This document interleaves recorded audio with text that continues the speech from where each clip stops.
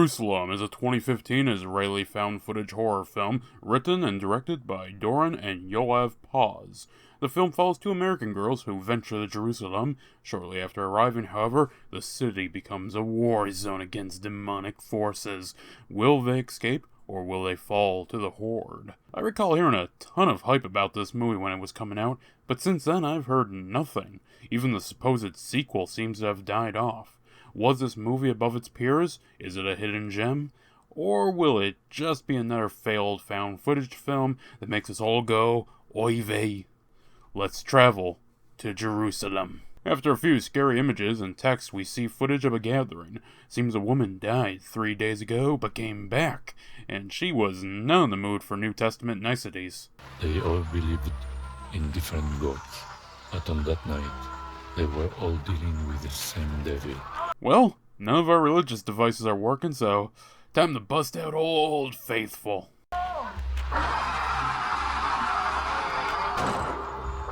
Honestly, this opening is pretty cool, and I like where this was going. But now we have to meet our protagonist. Sarah Pullman is played by Danielle Jadalin in her smart glasses. This is so cool. Die. Interesting fact, but that's a steel sword from Elder Scrolls V Skyrim. Eventually, she meets up with Rachel Klein, played by Yael Grabglas, who, it should be noted, has a boyfriend. What? Yep, for the streets. But who is this character? Kevin Reed, played by Jan Tumatkin, who is an anthropologist. He's here for two reasons: to flirt, and to take the girls from Tel Aviv to Jerusalem. Deviating from a planned trip has never gone wrong. Just ask those people who followed a German in South America. Well, they get to the city with little trouble, but navigating it is another story. Well, hey, at least they managed to meet King David, played by Itzko Yampolsky. King David. If Awesome. you need guide, I am your man, the best in the town. He's strange, but seemingly harmless. In my experience, people like David are just out to get your money. And I don't say it because he's Jewish. Eventually, they all reach the hostel, as well as another character, Omar, played by Tom Graziani. He's friendly. Really friendly. You are very, very beautiful. But decisive.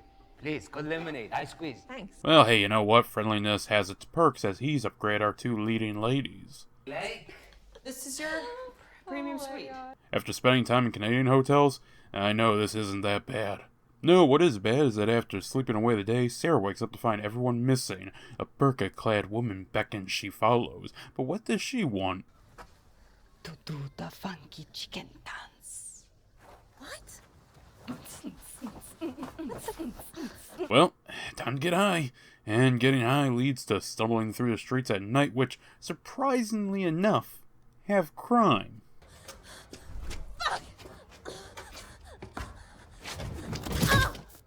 Sarah gives chase, but ultimately becomes lost, scared, and alone. Well, time to head back and get ready for the nightlife party. But something on TV catches their eyes. Claims of a murder in the old city, but everyone assures them it's only lamb's blood.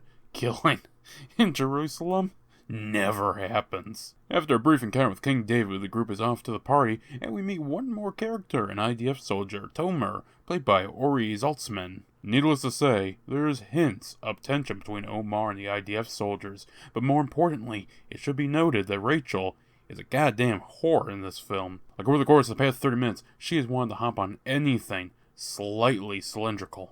Look, this film has been pretty boring up to this point, so let's fast forward a little here, huh? Kevin and Sarah, after bringing up her dead ex, head back to the hotel where the mood is set, and we get some borderline cuck shit. Okay, at this point, nothing has seriously happened. I'm convinced the people calling this movie great were either high or paid. Well, Kevin shares footage of the scene from the opening, so I suppose I get some action. Well, that's enough, so nighty-night, and next day we'll all get set to see the local asylum. is what they read in the Bible and they go.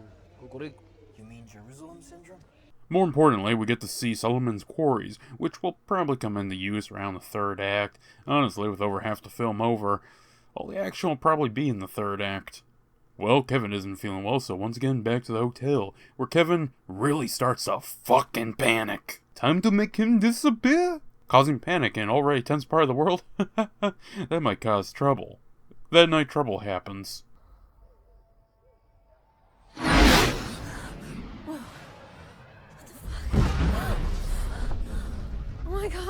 Rushing down to the TV, they all see that shit is indeed going down.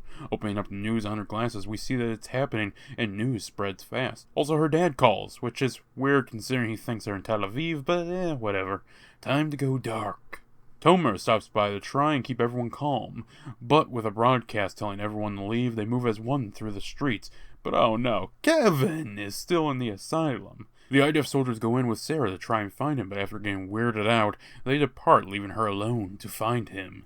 But god darn it, the key is in another location. So searching for that, she happens across King David, who has a little something to say.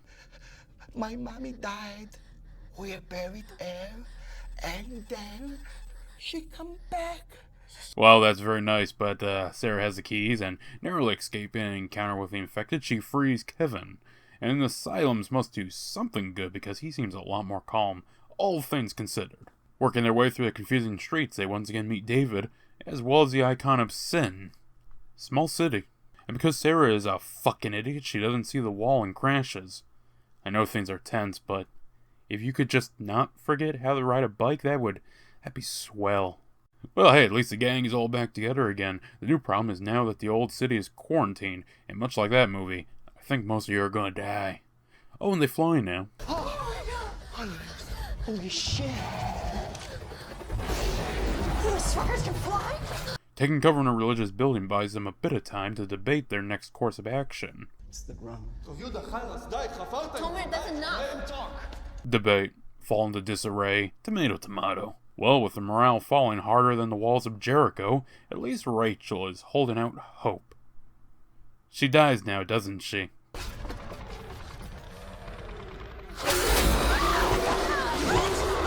Well, she isn't dead yet, and the group has a plan. Flee to the quarries, and maybe find an escape route.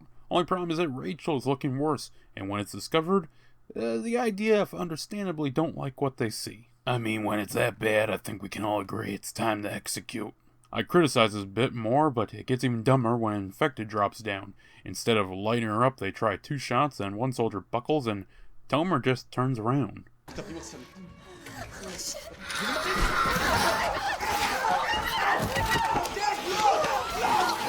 All you fucks are either idiots or terrible people. Apparently bullets work now, as it seems to go down when pumped full of what I'm guessing is 5.56. Fleeing into the quarry, Rachel isn't looking so good. And you know how they kept saying about how the creatures came from the ground, or the door to hell is under Jerusalem? Yeah, well, maybe going underground was a bad idea.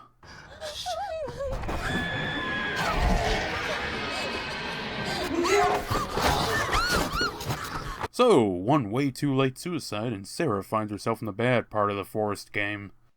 But hey, look, a handy-dandy sword, just like the opening. I'm sure with this you'll survive.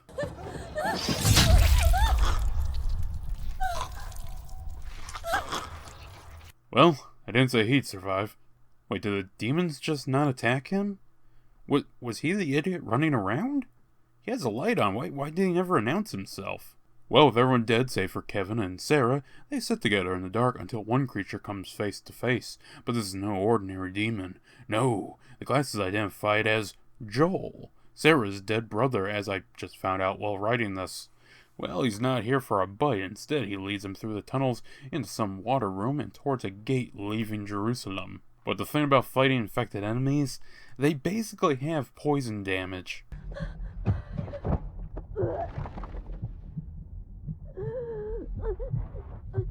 So the film ends with a shot making me realize this film could have been something so much cooler. Made on a budget of $160K, it was mostly self-funded and would go on to get a worldwide grossing of $107,024. Filming would be done on location in Jerusalem, with additional shooting done in Nazareth and Tel Aviv. On the 10th of July 2015, it premiered at the Jerusalem Film Festival, where it would win Audience Award and Editing Award.